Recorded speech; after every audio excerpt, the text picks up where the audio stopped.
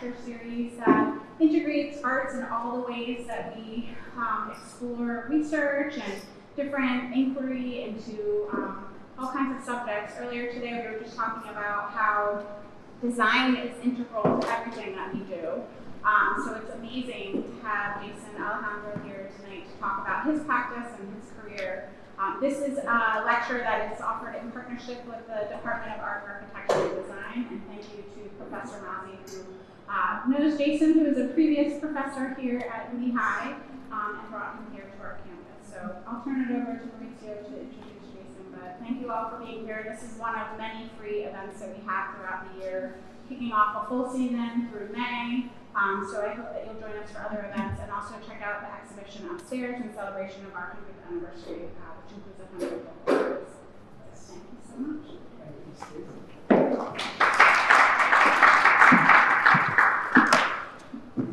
You go short, quick, to get you up. Things like that. Looks like big type. It's just my eyesight's not great. I blew up the type space. So, pretty good turnout. Some more folks will be showing up. My name is Lorenzo Homar. I teach in the graphic design program at the architecture and design program at the at the Mountaintop. And I'm excited to introduce Jason tonight. Jason Alejandro is a Puerto Rican graphic designer and educator. He's currently a tenured associate professor at the College of New Jersey as of last year. Congrats to that. It's an incredible achievement. He also teaches online courses with BIPOC design history, an initiative that examines design histories often excluded from traditional curriculum. He previously taught at Kane University, Rutgers, the University of Pennsylvania, and Lehigh University. When our department was located on the lower campus, he was teaching at Wilbur Powerhouse. His research interests include Puerto Rican design history, reclamations of cultural identity, and the decolonization of design. A few years ago, somebody handed me a book titled Black, Brown, and Latinx Design Educators, Conversations on Design and Race by Kelly Walters. This particular book here, I have it at Mountaintop, and you can look at it. Right? And it is through this book that I connected with Jason. And not surprisingly, we have mutual friends within the industry. This book quickly became required reading for newly minted professors of color such as myself. Half of my family is from Venezuela, and the other half is from Italy. To put this in perspective, only about 6% of full-time faculty at colleges and universities in the United States identify as Hispanic or Latino. That's a tough number. I would say probably 3 to 4% are actually tenured. So another wonderful accomplishment by Jason. That's exciting. Before we welcome Jason, I'd like to highlight a couple of quick things. Right? First, he's also an accomplished design practitioner, having worked in environmental graphic design, studios, and book design for major publishers and design firms. The intersection of practice and scholarship is evident in his research and creative work, each informing one another. Second, through his research and scholarship, Jason's work continues to challenge the established canon, both within and beyond the classroom. In my view, he shares space with other prominent voices in design education, such as Amari Sosa, Silas Monroe, Kelly Walters, Cheryl Miller, Ramon Tejeda, and Helena Sales, just to name a few. And if you don't know any of those names, we'll inform you. We have all their books, and you can connect with them. Lastly, on the behalf of the Department of Art, Architecture, and Design at Lehigh, it is important that we continue to strengthen our local art and design community. Among those here this evening, we may have faculty and students, of course, from AAD, Northampton Community College, Kutztown, and L-Tri-C, as well as design practitioners from the surrounding area. Our BA design program embraces and promotes inclusivity over exclusivity. On that note, please join me in welcoming Jason Alejandro to our community and to this program. Thank you.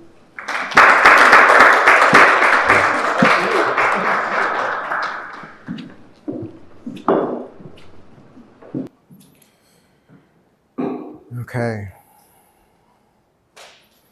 Good evening. Thank you all so much for being here. Thank you, Mauricio. Thank you, Stacy, as well. This has been such a nice reception being here today. I feel just very welcomed and really honored to be here. Yeah, more than 10 years ago, I think it actually might be closer to maybe 13 years ago, I want to say. I taught here in the Department of Art, Architecture, and Design while one of my mentors, Marilyn Jones, was on leave for a semester. If it wasn't for Marilyn Jones, I really honestly don't know if I would be here. And I don't mean at Lehigh specifically, I mean in the field doing what I'm doing. Marilyn was my drawing teacher at community college. And I had just basically dropped out of architecture school, decided that I wanted to study graphic design, and I found myself in this transition period in my life, very young, and she recognized something in me, like the best teachers do. And while I was in her drawing class, she allowed me to work on my portfolio to get into a 4-year school. She was like, listen, you can draw, you don't have to worry about this. Why don't you sit over here, work on your portfolio? And she really mentored me in that and helped me put together a portfolio of work to get into a 4-year school. And that started me on my journey to becoming a graphic designer.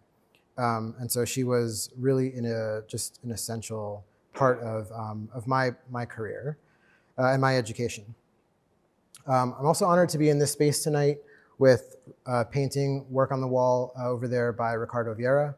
Marilyn always told me I needed to meet him. I never had a chance to meet him, but he feels like somebody who his spirit is kind of been around kind of in my career at different points, and I know that what he means to this campus, to the gallery as well. Thank you, of course, to the Lehigh University Art Galleries for having me in AAD. And to the students, faculty, and staff of AAD who were also so welcoming earlier today. So I want to share a little bit about myself. Tonight, I'm going to share some examples of my creative work, and I'm also going to share some of the research that I've been doing lately. Can you all hear me okay in the back? Okay, thank you.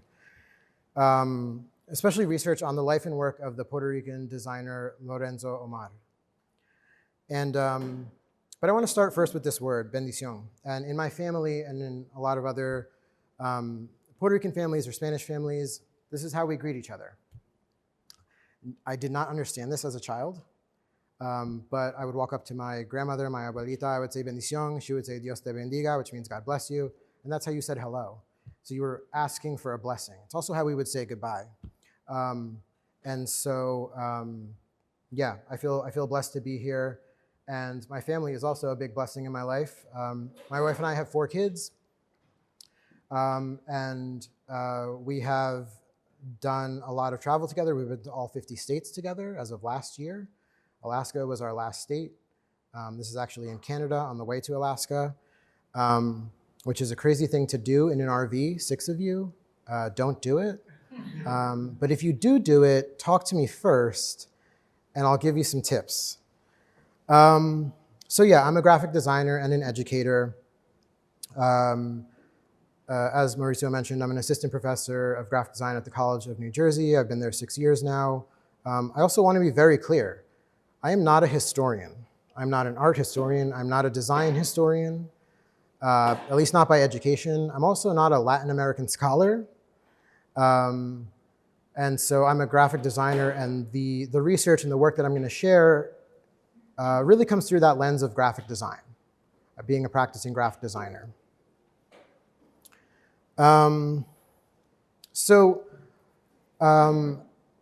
This is all that you're going to see of my professional work tonight. So I'll just let it play in the background as I go. But I spent 8 years working as a book designer at Princeton University Press. And the last 14 years of my career, I've worked as a freelance graphic designer, designing for other publishing clients, MIT Press, Harvard University Press, University of Chicago Press, University of Minnesota Press, University of Texas Press, and others. And so this is kind of an overview of that work. And I mention that because the time that I spent working in publishing full-time and also even as a freelancer today has really like informed my approach to teaching and to research and all of these different things.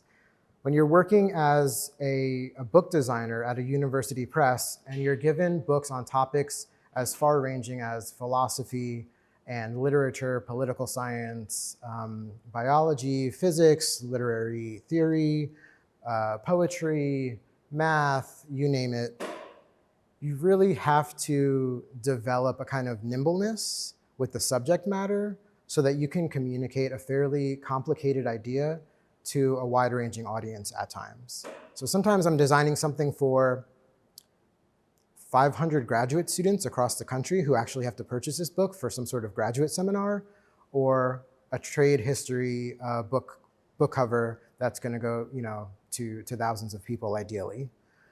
And so working as a book designer was kind of like getting another bachelor's degree, but getting paid to do the work. And so, yeah, it's really difficult to be able to come up with visual responses to ideas that maybe you've never considered before or were aware of at all.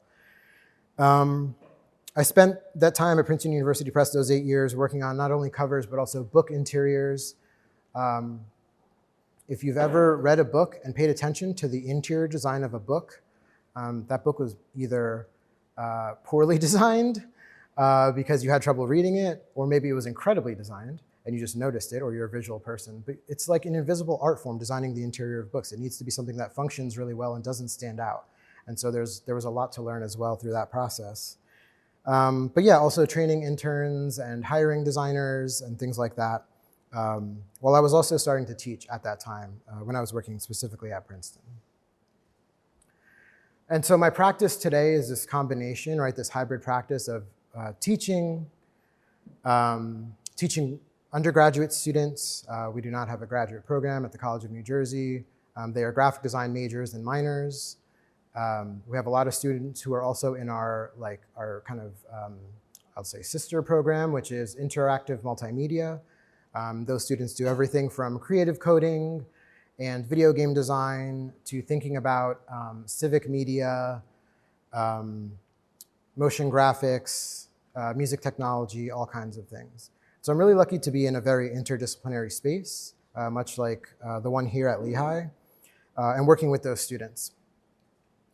I do a lot of design work, whether it's the commissioned work that you just saw, or it's work, creative work that comes directly out of my research, or self-initiated work. But it's kind of a combination of all those different things that I focus on.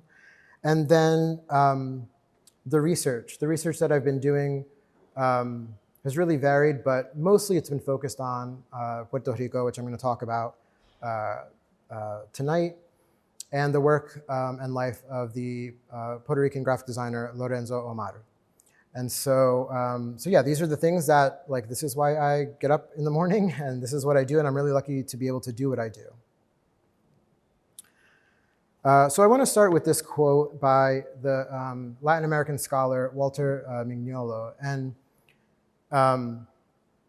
let me read it, and then I'll talk about it a little bit. The term Latin America supposes that there's an America that is Latin, which can be defined in opposition to one that is not.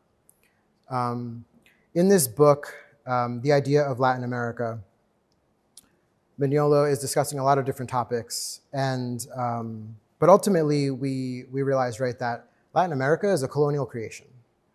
And so if there's this thing that is Latin America, then there must be some other thing that is other. There must be another America, essentially. And so what is that America? In Anglo-America or some other thing? Mignolo also discusses how the idea of modernity is tied to this kind of colonial imagining. So when we think about topics like art and design, we begin to see how modernism was reserved or even allowed for some, but not necessarily for all.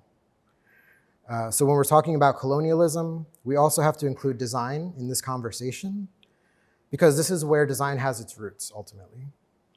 Design is a colonial undertaking. It is also originally, as we'll see, an indigenous one.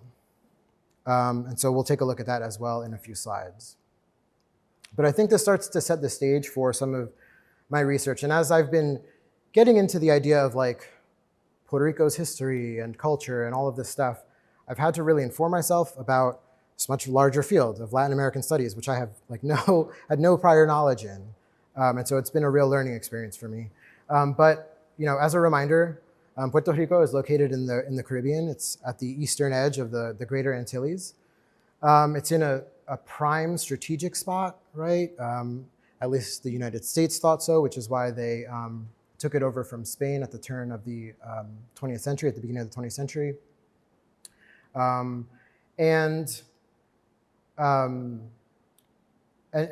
they've been there ever since, right? The United States has been there ever since. In Puerto Rico, Puerto Ricans refer to themselves as Boricua. And has anybody heard this term before? Raise a hand if you've ever heard this term, Boricua. Okay, great. Growing up, I'm like, what is that word? What does it mean? Like, where does it come from? And it's a term that people on the island, right, reserve for themselves, ultimately, right? And so the name Boricua comes from the indigenous name or the Taino name of the island, which is Borican.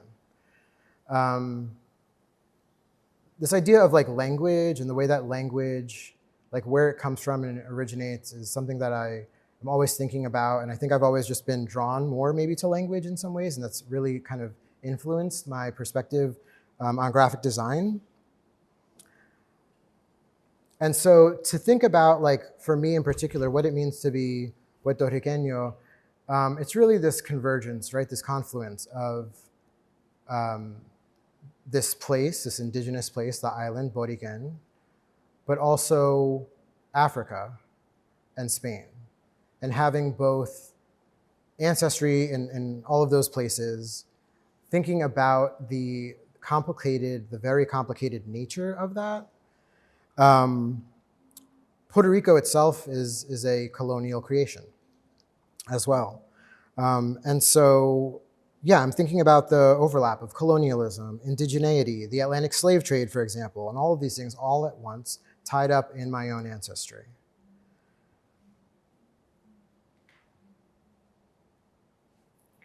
So my full name, mi nombre es Jason Anthony Monroig Alejandro. And there's a practice, right, in Spanish-speaking countries to also to have both your mother's last name and your father's last name together. And I want to continue to kind of tell you a little bit about my background through both name and also some places. My dad is from the city of Ponce. It's the second largest city in Puerto Rico. It's in the south. And my mom is from the north part of the island, from Vega Baja. And they were both born there. I have a sibling that was born there, but I was born and raised in New Jersey. I've always lived in New Jersey my entire life. And I did not grow up in a Spanish-speaking household. I was around Spanish-speaking members of my family, but I was not, wasn't like required for me, which sucks. And so I'm still learning in a lot of ways. My mom's last name, her maiden name, as you would call it, is Monroig. And it wasn't until I was like well into adulthood that she actually started telling me about her last name. Right, and as you might know, last names and names in general, right, can say so much about a person and their background. And she said it's, the name Monroig is from a location in Spain, a place in Spain. And she would say, it's like Mont Rouge, like the Red Mountain. And so I looked into it further, and there is a place. There's a place called Montroig del Camp. It's in Catalonia in Spain. I have not been there, at least not yet. I hope to go soon. And it was really interesting to think about this place as, an origin point in my family. And one of the things that I learned about the place is that, yeah, it does indeed translate to Red Mountain. And there is, perched high on a cliff, there's this chapel there in this region. And in fact, the famous modernist painter, Joan Miró, his family had an estate there, and he spent many, many years in his life there. This is a painting by Miró, the farm. And what's interesting to me is as I came across this painting and was learning about the region, I was like, wow, that looks a lot like my grandmother's farm in Puerto Rico, actually, that I grew up going to. When I was younger, we would go every couple of years. And then there was like a big portion of my life, like in my teenage years in college and stuff like that, where I wasn't going to the island. But it reminded me so much of that place. Multiple structures, the plant life, different animals around and things like that. It was kind of in my mind, right, this idyllic pastoral place where there were chickens and ducks and like 12 dogs. I don't know why there were so many dogs. And there were orange trees and grapefruit trees and guava and all kinds of fruits and vegetables and things growing around there, and flowering plants as well. And I have really these like just strong memories of that, and especially like memories of like smell. Like whenever I go to Puerto Rico and I get off the plane and I walk out of the airport, I'm like hit immediately by like this like humid, like tropical smell, and it immediately takes me back to being like 5 years old, 6 years old, and being there. And it's a wonderful nostalgic kind of thing. This is my abuelita, my grandmother, when she was 18. Later this year, she'll be 99, and she is very much the matriarch of our family. She's in the book that Mauricio actually held up. This is a retouched photo of her. I had the original one, but it was water damaged, and so got to use my graphic design skills for grandma there. In Puerto Rico, we have these masks called a gigante, and they are these masks used at carnival time. My family is very religious. They did not like these masks, but I was always intrigued by them. They're especially found in the city where my dad is from, Ponce. In fact, these masks here on the screen are made by an artist, Miguel Caraballo, who's an artist in Ponce, and he's been making these masks for over 60 years, and also teaching his own children as well how to make these masks. They're used during carnival time, and they're not always meant to be scary. They're meant to be fun, but there is an element, right, of terror to them, of fear in a way. And when I learned about these, it immediately brought to mind other masks. Spain has also a history of masks in their culture, of course, but also African masks, right, which influenced so many modernists, right?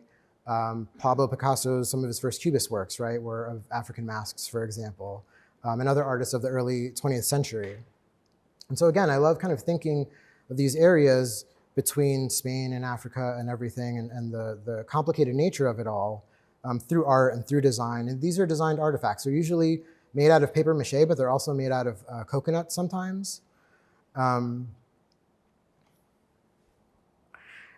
so thinking about design as an act, as a creative act, but also as a tradition, I mentioned it being rooted to colonialism, but it's also rooted to indigenous practices and indigenous arts. I love this quote by Azu Nagbogu. This is actually from a quote that is included in one of Saki Mafundikwa's lectures about African alphabets, where Saki says, so Saki is a graphic designer. He is based in Zimbabwe. He was educated here in the United States. And I highly recommend looking up his work, African alphabets. But he talks about how Africa is also a colonial creation, right?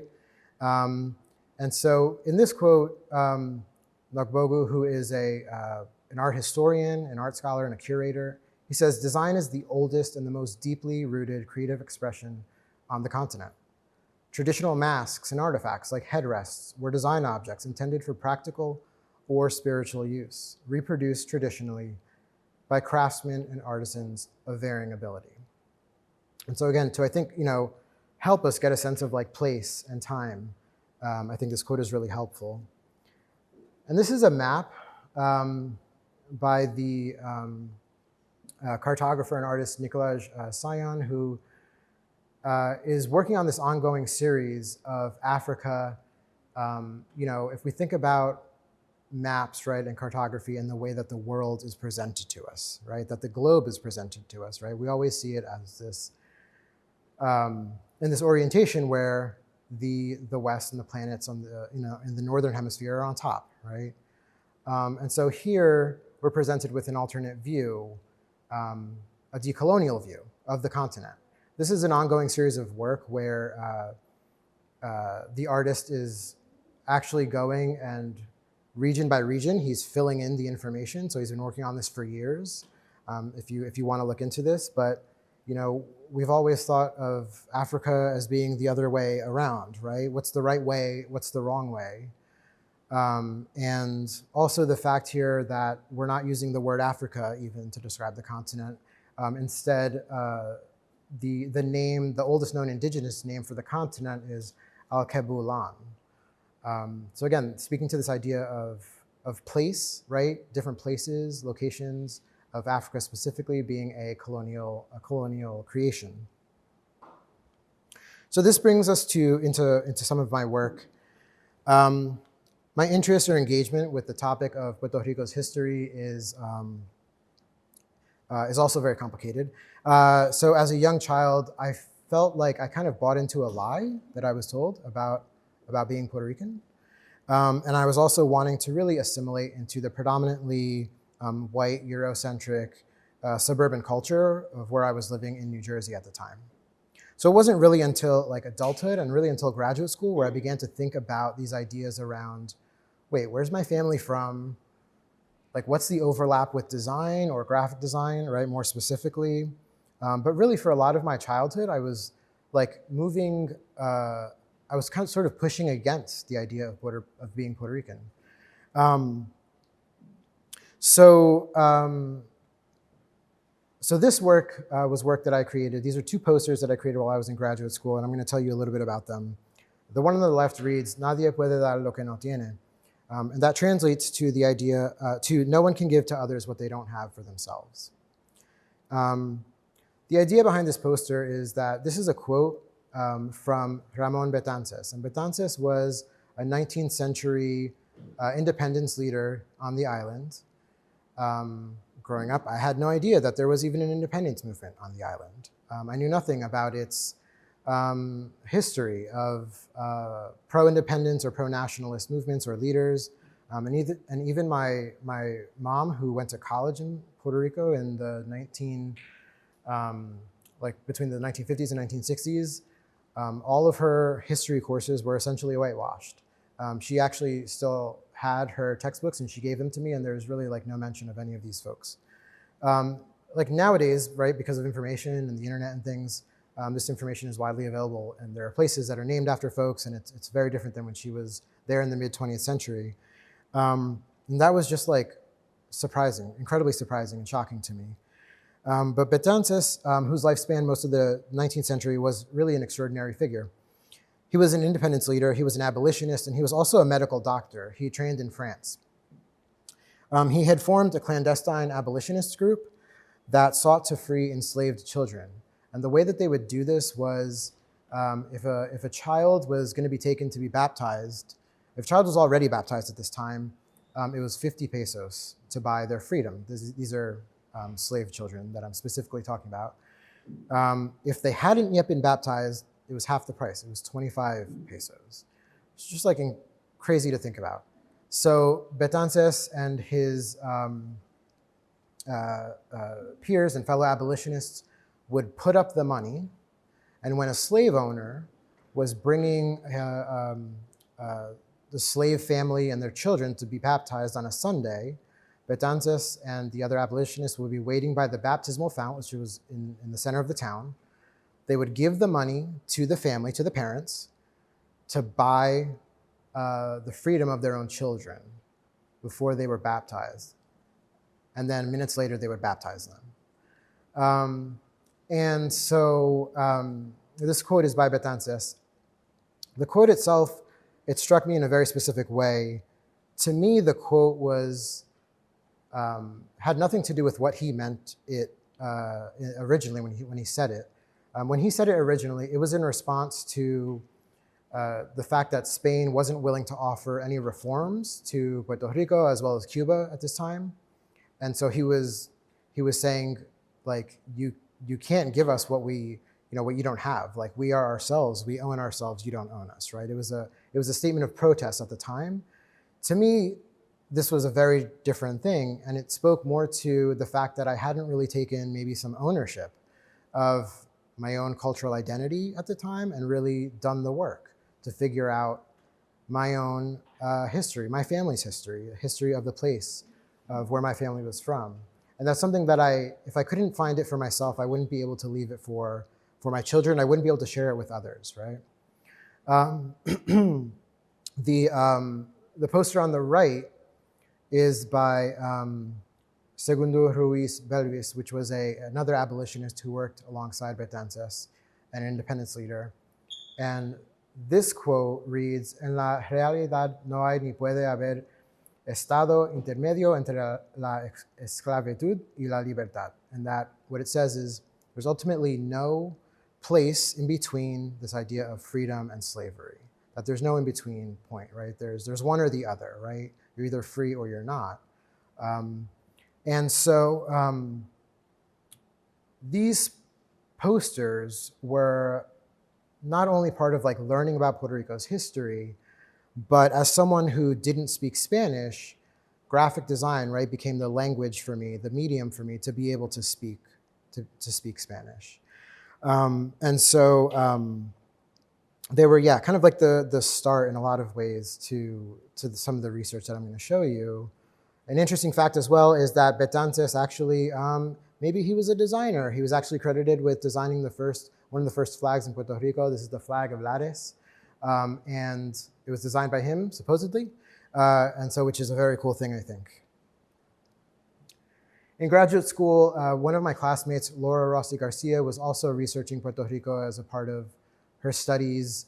And we came together to work on a project, which was a publication. Laura is from Puerto Rico and then came here to the United States for high school and then also for college. And we met in grad school, and we realized that we had a lot of overlapping research areas and a lot of overlapping interests. We were both looking at work from the 20th century. There was a program on the island called DVEDCO, which was the Division of Community Education. And the program this was a state-run program. DVEDCO was basically Puerto Rico's version of the New Deal and the WPA that we had here in the States.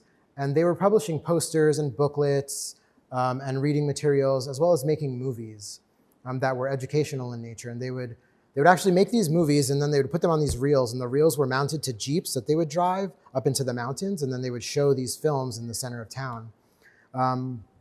There was also a representative essentially in each town, each municipality, who was responsible for distributing things like these booklets and these reading materials and everything like that.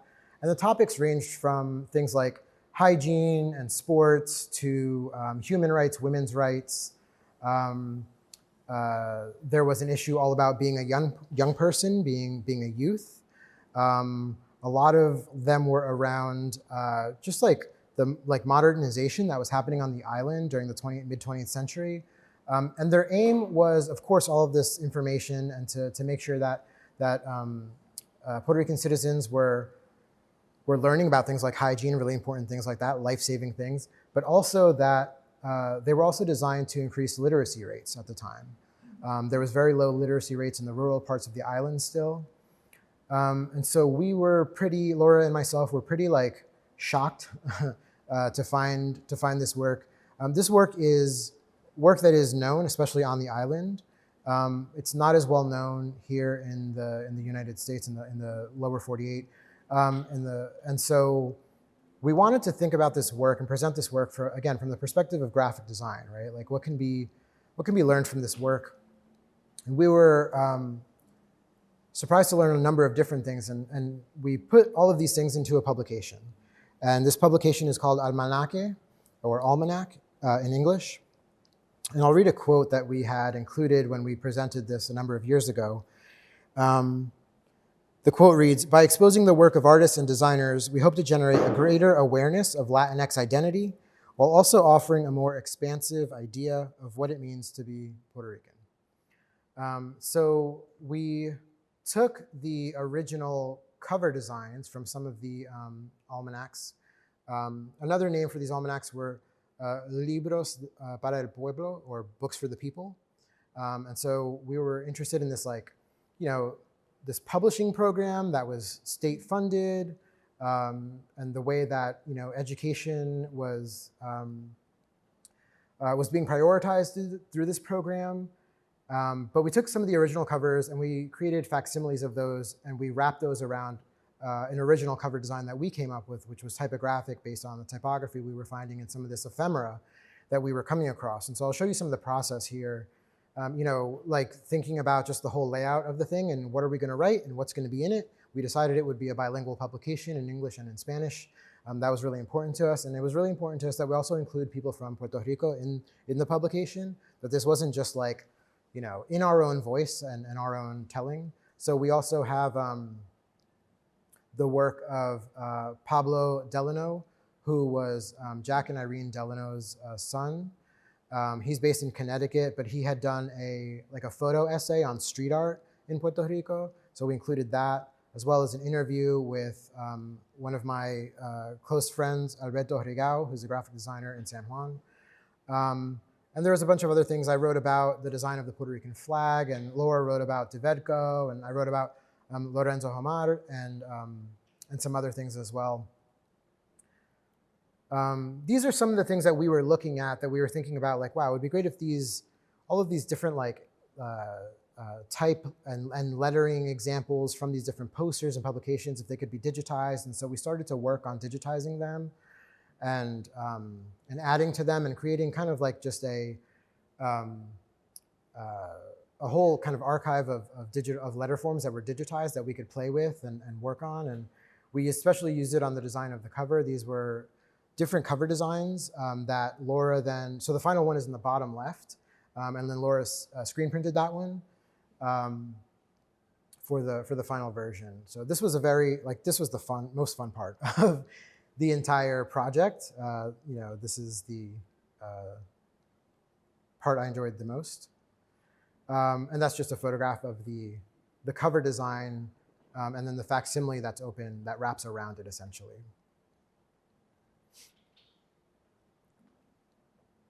And then this is like from the front and the back open, so you can see how that works.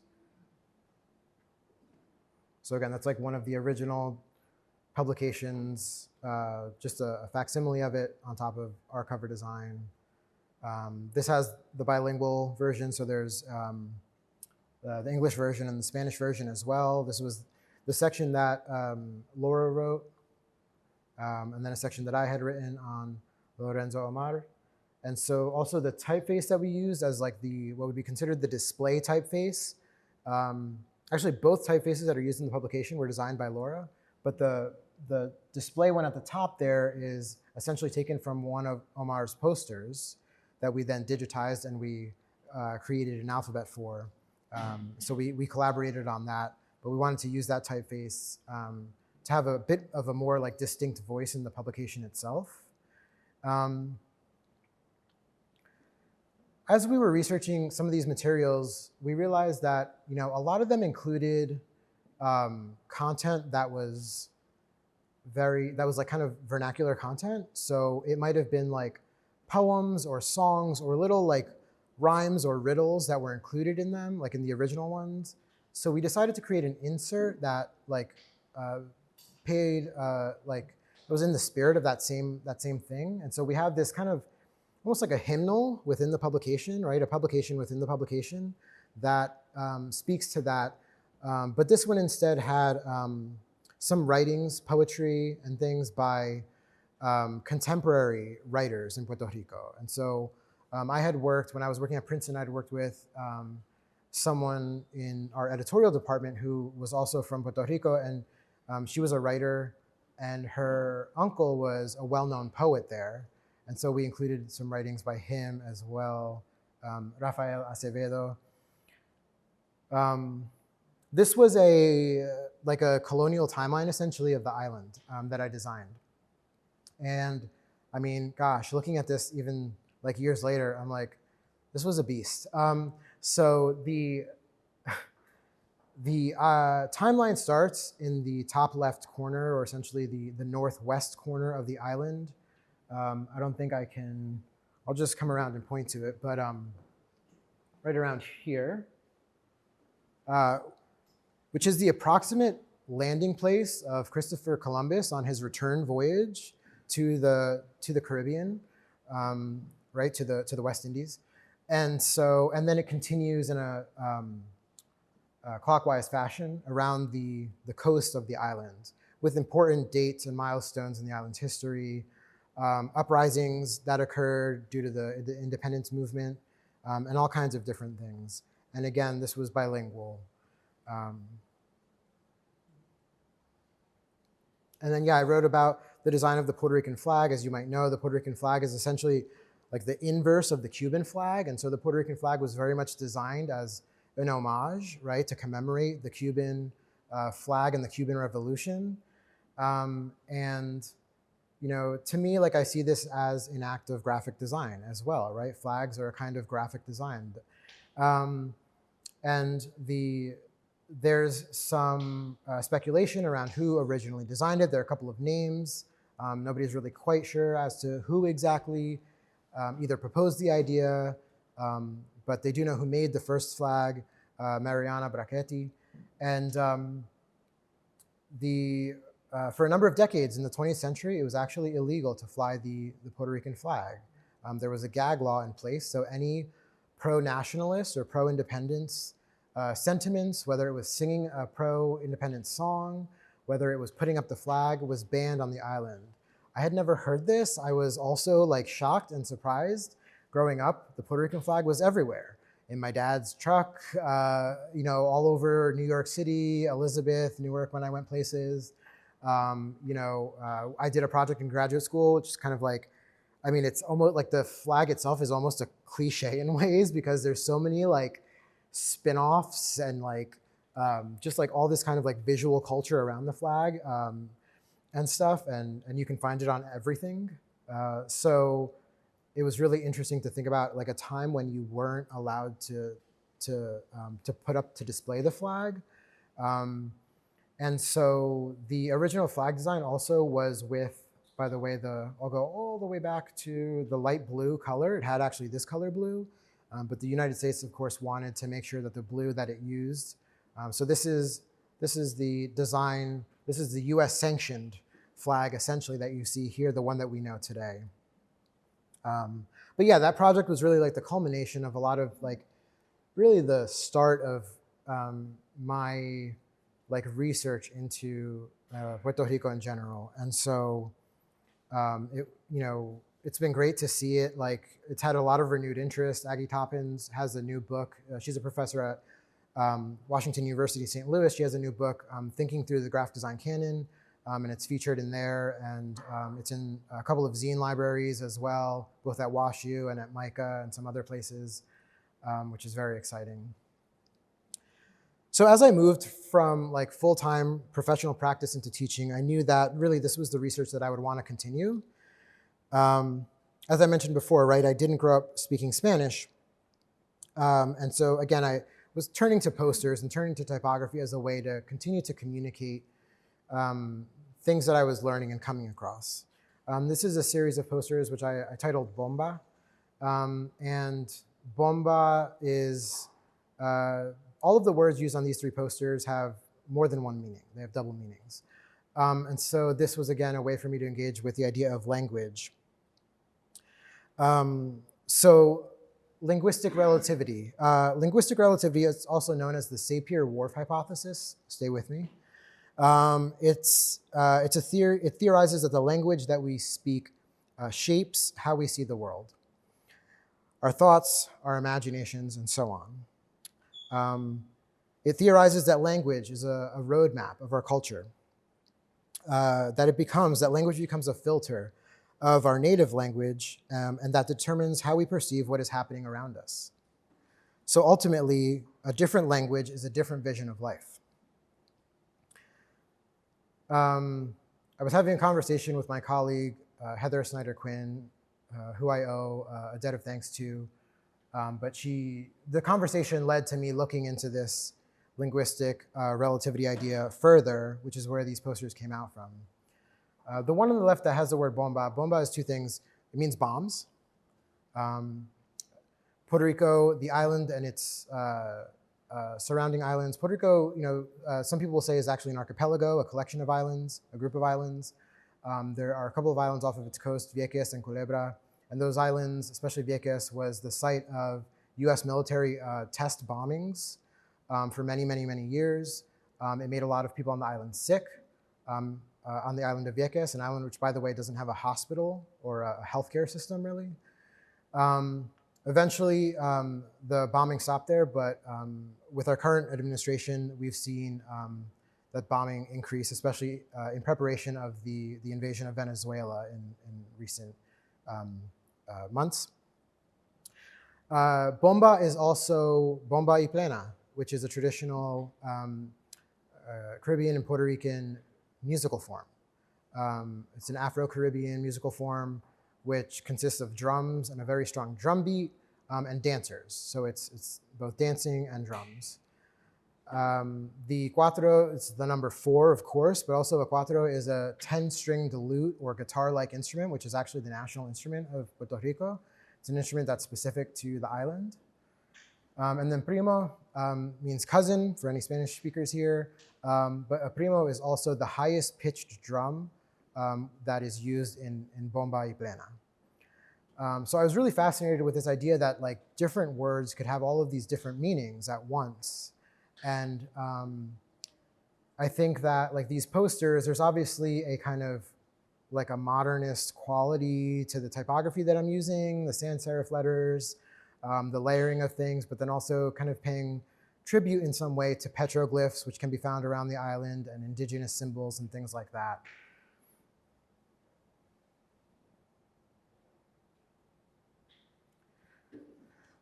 So the first time that I took my family to Puerto Rico was in 2016. It was actually my first time back there in, I think, about 13 or so years. We lost power for a few days due to an explosion and the subsequent fires that broke out across the island due to the island's failing electrical grid. A year later, on September 19th, 2017, I was driving with my family to the Luis Muñoz Marin International Airport in San Juan. Our flight back to New Jersey would be one of the last ones allowed to leave before Hurricane Maria would make landfall the following morning at 6:15 a.m., 6:15 local time. My mother, my grandmother, and my aunt were all stranded there for the next 2 weeks or so. They were fine, but it was difficult. It was very difficult. It was probably about 3 days before we actually heard from them. A little over 2 years later, on January 7th, 2020, a magnitude 6.4 earthquake hit Puerto Rico. My family and I were in Rincon, which is on the west coast of the island, when it woke us up around 4 in the morning. This poster series is a body of work that brings awareness to a variety of crises in Puerto Rico. In particular, these works present the world's oldest colony through a dismantled, punctured typography, which is constructed from the boundaries of the island's 78 municipalities. The text, which can be translated 2 ways, either as a colony still or still a colony, serves as a sobering reminder for how the island continues to suffer loss and devastation from natural disasters like Hurricane Maria, as well as US governmental policies like the Jones Act, especially when it comes to energy infrastructure. The letter forms are offset by an abstraction of shapes containing photographs of Puerto Rico from my visit in 2020. So yeah, the shapes that you see here in the poster are essentially taken from the map of Puerto Rico's 78 municipalities overlaid on top of the typography. And then those shapes are used as a container to, as you can see, filled with scenes of the tropics, of palm trees and beaches and waterfalls and the natural beauty that is found everywhere on the island.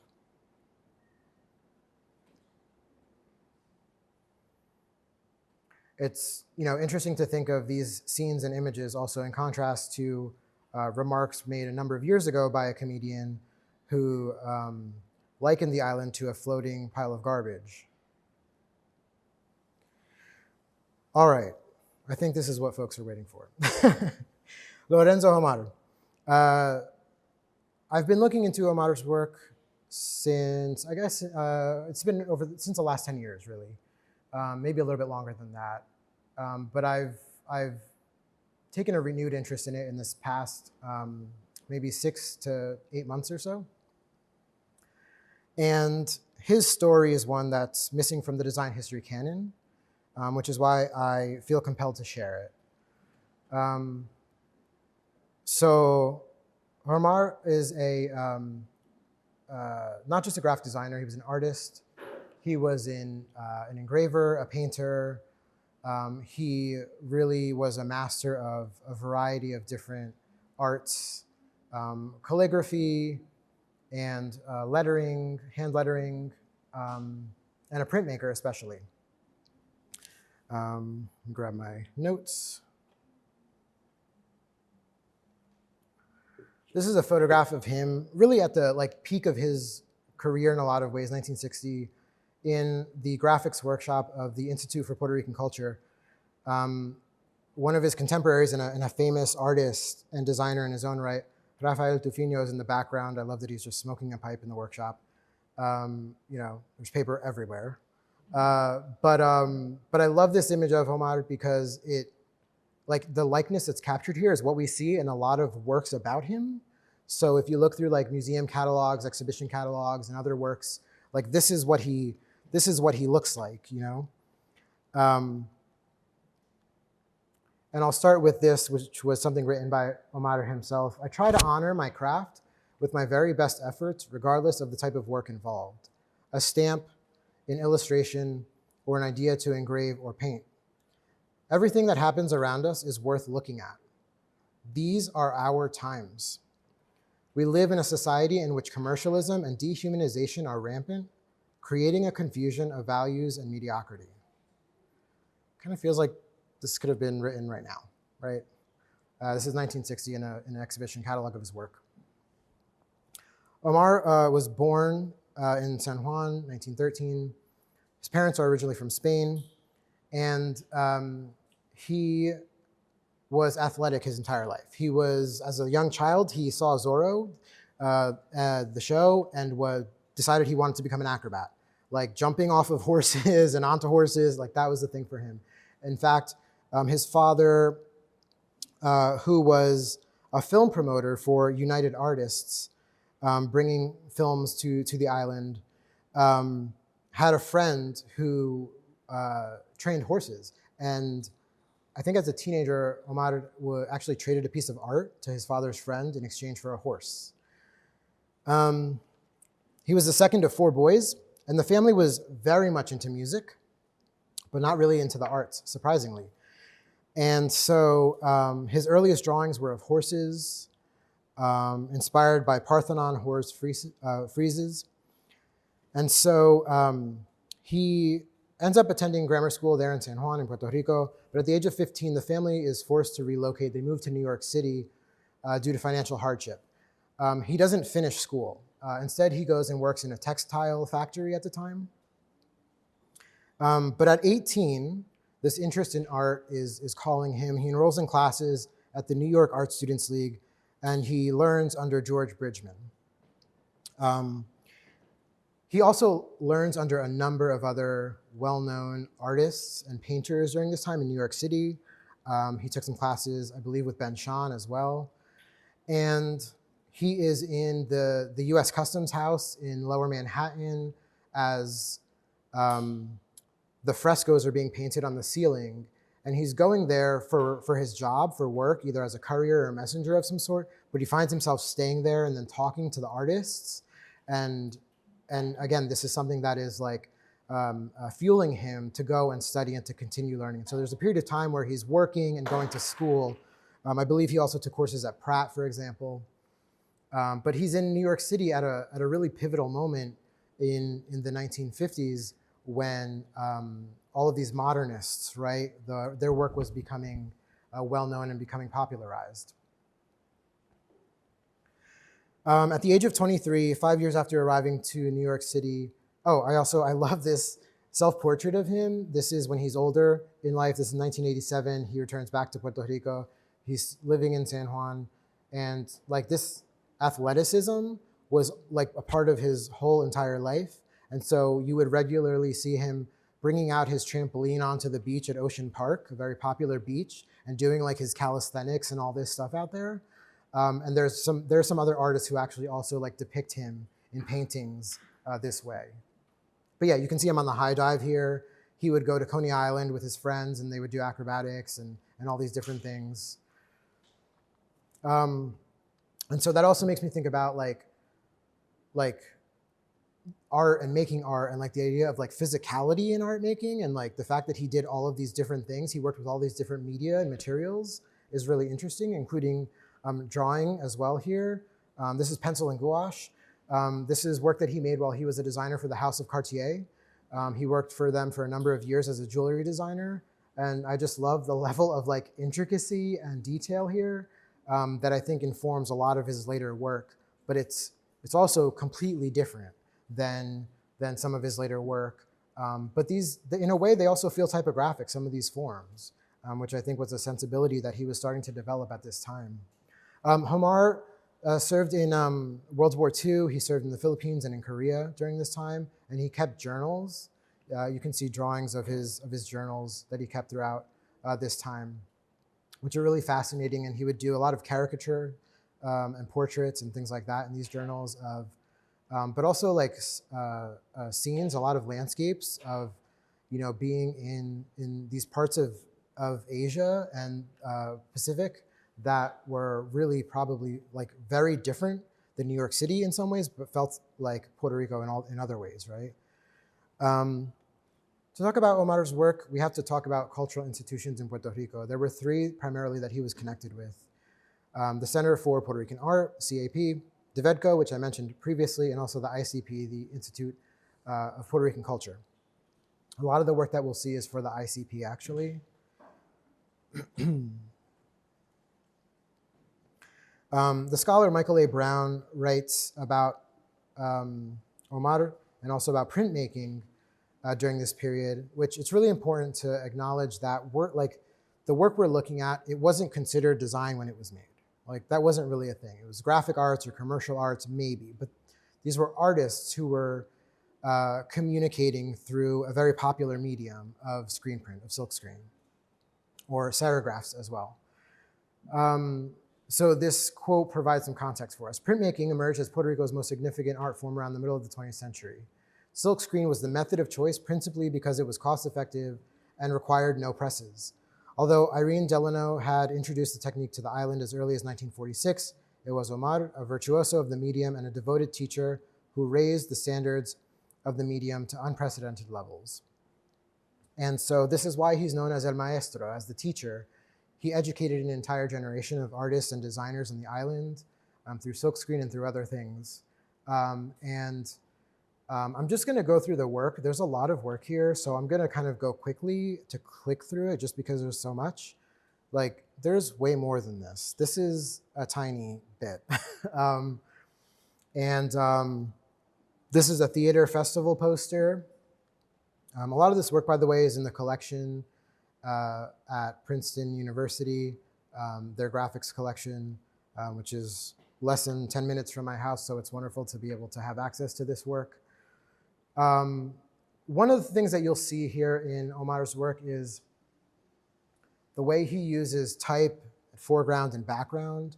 When we're talking about like typography in design education, we talk about things like counter, right? The edge of a shape, the edge of a typographic form, the shape within it, right? Within the center of a form, right? And the way he uses like the edges, the outside edges of letters and the counters of letters to delineate new fields within the work. Sometimes it feels really just like improvised, and sometimes it feels like he was kind of experimenting like as he was printing. And you'll see some works where he literally was experimenting like on the silk screen with different processes. And those works are incredibly like painterly and expressive. And then some that are much more restrained. This is one of my favorites, that where like the two figures that we see like nestled together are really kind of mimicked by the two L's that are nested within each other as well. But a lot of ballet posters, theater posters, a lot of posters for well-known artists in Latin America, like Domingo Garcia here. And this poster was for a show about both drawing and writing. And so the artist who is drawing himself, creating his own portrait, is a really incredible image to think about. And you can see also, right, the face kind of in the negative space there as well.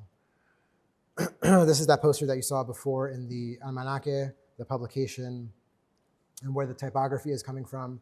A lot of the works acknowledge Homar's connection to Spain. And so you'll see like there are some that feel very like colonial and some that feel completely different. And some where they're like very modernist sensibilities or even like minimalist in nature. I also love this, which was not a poster, but really like an homage to Picasso. He was a big fan of Picasso's work, influenced by him in many ways. This is titled Gestalt 1. And he would do a lot of experimental works as well, like alphabets, which we'll see. So another favorite of mine, I love the patterns in these letter forms. These are likely inspired by like African or Afro-Caribbean patterns, which he's including in the work. And we'll see some other prints and posters that have similar patterns in them. But what Homar is doing, right, is like this is type as illustration, type as visual form, type as gesture, right? Again, here we see all of the different kind of interplay with the typography happening. A very different body of work for the Pan-Olympic Games, Pan-American Games, excuse me, where like creating a design system essentially. And again, this feels so like markedly different from a lot of the other work. Creating the symbols or the pictograms as well for those games in his own style. And then this was a documentary poster for a documentary film about the games and about sport in general. This is a portrait of a famous ballerina in San Juan. Again, there's like this beautiful, almost like modular typography there. And then the ballet shoes in the bottom. A poster for the independence leader, Betances. This is actually for a retelling through a theatrical performance of Betances, his life. That African pattern has kind of been abstracted here and enlarged. Notice also there's an SJ here for San Juan. This was for a biennial of printmaking work. And then there's also political posters, and the political posters are also, they signal a shift. There's like stencil letter forms, which feel like militaristic in nature. This was actually a poster about to kind of bring awareness to and to also raise funds for the release of political prisoners. Again, like more examples of this calligraphy. Homar was a colleague of Hermann Zapf, who was the well-known Swiss typographer. And so to think about like Zapf's calligraphy and Homar's, like there's a lot of similarities in what they were doing, and they would write letters to each other. There were frequent communicators. More of some of the political work here. This is for the anniversary, 100th anniversary of an uprising which was known as El Grito de Lares, which was a revolt and an uprising which resulted in a massacre of Puerto Rican citizens. This poster actually is one that I'm familiar with. It's the same event, but a different year commemorating it. And I remember seeing this where it says it's the 102nd anniversary. By the way, most of these posters I've seen in person, almost all of them, in a recent trip to Puerto Rico where I went to look at the posters at a few different institutions on the island. And I remember asking one of the curators there, like, why is it the 102nd anniversary? I don't like, and so she's like, that's because they made a poster every year. Because there was a poster every year. And so it made a lot more sense once I started seeing more of them. But that was wild to me. Anyway, I love this one, which has the flag of Lares like right in the type. Another one that feels kind of more colonial in nature. This is for an opera performance, a tenor, Antonio Paoli. And I love the little detail of like, this is for Othello. He's holding the Othello, like the lyrics in his hand, and it's, reversed as it would be. Just the little details, and also just like these kind of bits in the silkscreen and the screen print itself. I'm just going to go through these kind of quickly here, but yeah, all kinds of works for different events. This was an exhibition of nativity scenes, New Year's, the ballet. This one is really interesting because it is completely different than a lot of the other works. I'll show you the photograph I took of the print. It's much brighter, actually. In person, like way brighter. This artist's work is all like, it's like rusted metal and like natural, like organic tones and things like that. And like the choice to make like neon green and hot pink and like to use that was really kind of a strange one. More of the work that was probably very experimental, like on the silk screen with some really rough edges and kind of painterly qualities to it. Another example here, which is like, how do you even get that texture nowadays in Photoshop? Like you can't really, that's impossible. Maybe AI can do it, I don't know. But yeah, so I mean, posters about all kinds of events, art exhibitions. This was for an arts and crafts festival. And then this is the last work I'll show about Omar, and I'm gonna wrap up. This one is really fascinating to me. This is the logo for the Pan American Games that he created, which were in San Juan in 1979. And so he uses this idea of the torch, right, a common symbol in like the Olympics and things like that.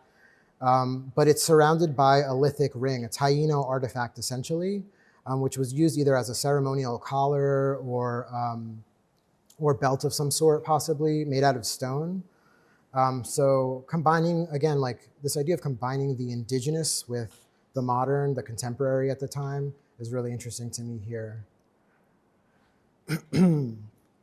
So I've used the word complicated a couple of times in this talk, and I think that that's the perfect word to describe the current political and cultural climate in our nation for Puerto Ricanos, for Diasporicans like myself, or folks who identify as Latinx, Latin American, Hispanic, or any of the many terms reserved for those who are either native Spanish speakers or come from Spanish-speaking countries in the Americas. But really, this is a really varied and incredibly diverse group right now, which is being equally vilified and celebrated in our current moment. So think about ICE agents racially profiling and detaining our friends, our neighbors, colleagues, people who perhaps look like you and me. And at the same time, we also have someone like Bad Bunny, a superstar on the world stage, who while performing for one of the largest global audiences has managed to tell his own story, the story of an island, through art and design and visual culture. Bad Bunny's halftime show was full of meaningful symbolism, from the sugarcane fields to workers on telephone poles. And then there was the football jersey that he wore, emblazoned with the last name Ocasio and the number 64. It was an homage to the music artist's uncle, who was born in 1964, who had taught him everything he knew about football and who had passed away just 2 years prior. The performance was not just a celebration of Puerto Rican culture, it was a radical act of inclusion for folks throughout the Americas to tell their own stories and consider a future where Latin America isn't divided or excluded from the rest of the continent.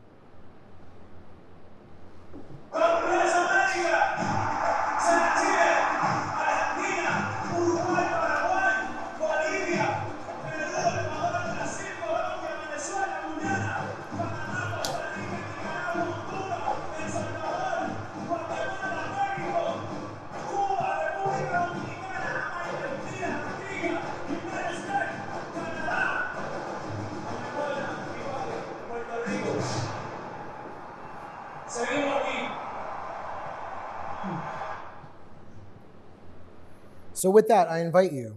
I welcome you all into the diaspora, Puerto Rican or not, Latinx or not.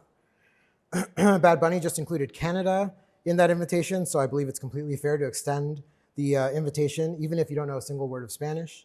I invite you to go look and search for the stories that are missing in art, in design, in music, in food, in architecture, and elsewhere. They're out there. We might just need to look a little bit harder. Thank you.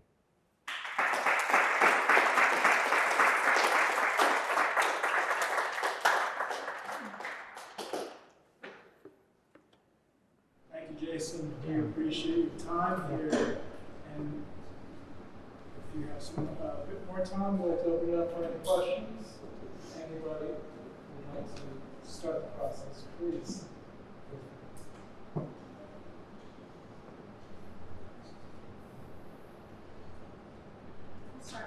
Yeah. What's something you're looking forward to that you're working on right now? So do you have an exciting project that you're working on? Yeah, I'm working on an article about Homar's work. My hope is that eventually that'll turn into a book. There are no publications in English about his work. He's well known on the island. There are some scholars, many scholars who are studying his work in the United States, but there's really no like major publication for someone who doesn't speak or read Spanish to learn about his work. So that's probably like the biggest thing. Beyond that, there's just like other projects related to like design history across Latin America more broadly with a number of collaborators to create kind of like a visual reference book about graphic design work from all throughout Central America, South America, and the Caribbean. So, yeah. I have a question. Yeah. So, I wanted to get a little bit more clarity on Diasporican, am I saying it? Yeah. I was slightly unclear. Was that something that was homegrown from Puerto Rico, or was that U.S. coming in? It was U.S. coming in. Yeah. So, so Jack and Irene Delano were basically appointed by the U.S. government to come in. They were both artists. Jack was a photographer. Irene she did a lot of different things from drawing and printmaking to typography. And so they were brought in specifically to create the graphics workshop at Divedco, to create posters and materials and things like that. So it's kind of like, it's one of the most interesting aspects is that they were doing all of this work, which was essentially state funded, but then were also, a lot of them were like politically radical. So they were also doing work that was like political in nature, like you saw in some of Homar's work at the same time, just about. And so it's interesting to think about like the fact that like the US government was kind of putting up the money to train all of these artists and designers, and they were also interested in like using those same skills they're learning to make like politically engaged work. So, but yeah, it was US sponsored, yep.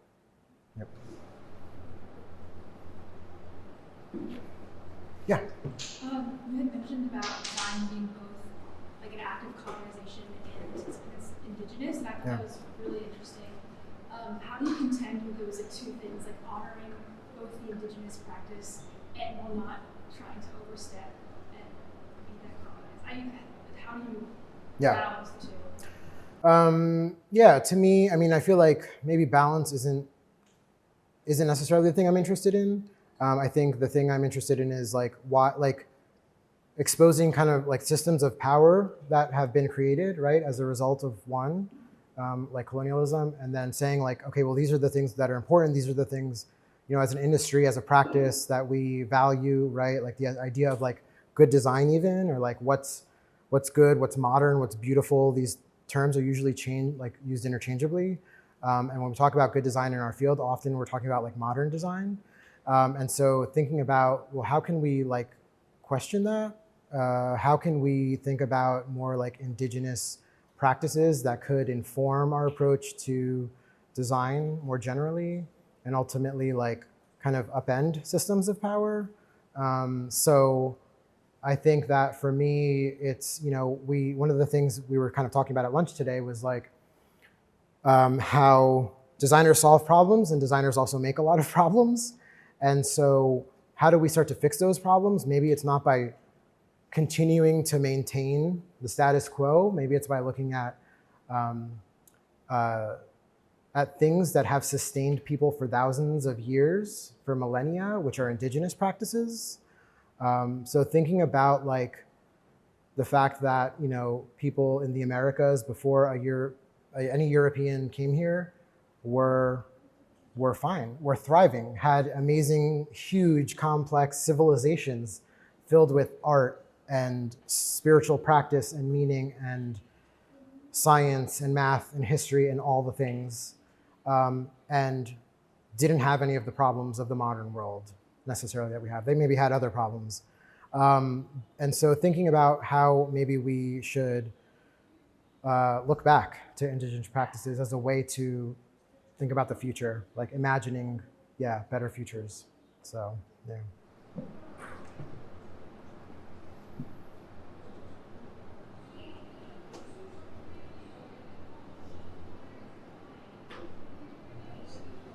Okay. All right, well, thank you so much, really. Appreciate it.